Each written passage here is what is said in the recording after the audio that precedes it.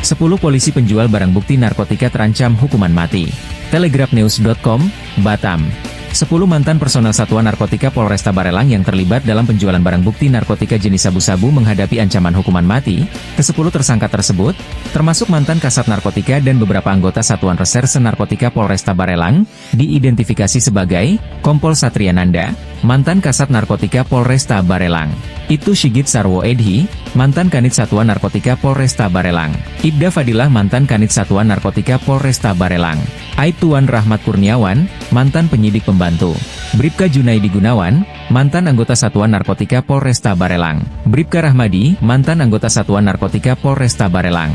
Bribka Jaka Surya, mantan anggota Satuan Narkotika Polresta Barelang.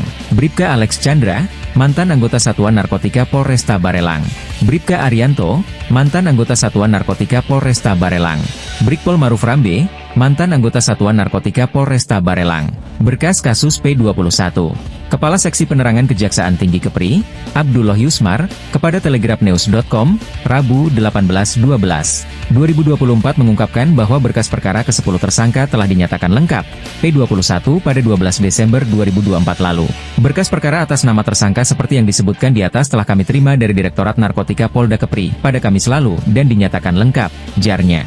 Dalam berkas yang diterima ke-10 tersangka tersebut dijerat dengan pasal 114 ayat 2 atau pasal 112 ayat 2, Yungto pasal 132 ayat 2 URI No 35 tahun 2009 tentang narkotika.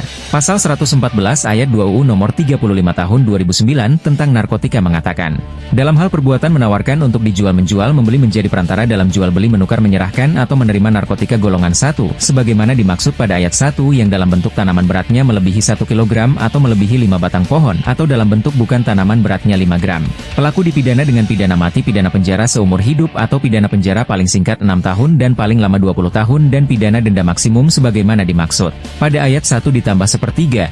Selain itu, 5 tersangka yang memiliki peran sebagai penyidik dan penyidik pembantu juga dijerat dengan pasal 140 ayat 2 UU yang sama yang memperberat ancaman hukuman mereka.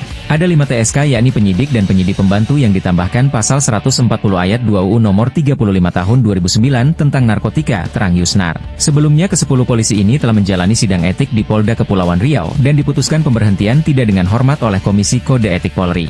Mereka terbukti menjual barang bukti narkotika untuk kepentingan pribadi dan kelompok. Kronologi kasus. Kasus ini terungkap ketika Direktorat Narkotika Polda Kepulauan Riau menyelidiki penyimpangan dalam penanganan barang bukti narkotika. Setelah melalui investigasi intensif, ditemukan bahwa barang bukti sabu-sabu yang seharusnya dimusnahkan telah dijual oleh para pelaku. Kini pihak kejaksaan sedang menyiapkan proses hukum lanjutan, sementara para tersangka ditahan untuk menunggu sidang pengadilan. Kasus ini menjadi perhatian publik dan diharapkan menjadi momentum bagi aparat penegak hukum untuk memperkuat integritas dalam pemberantasan narkotika.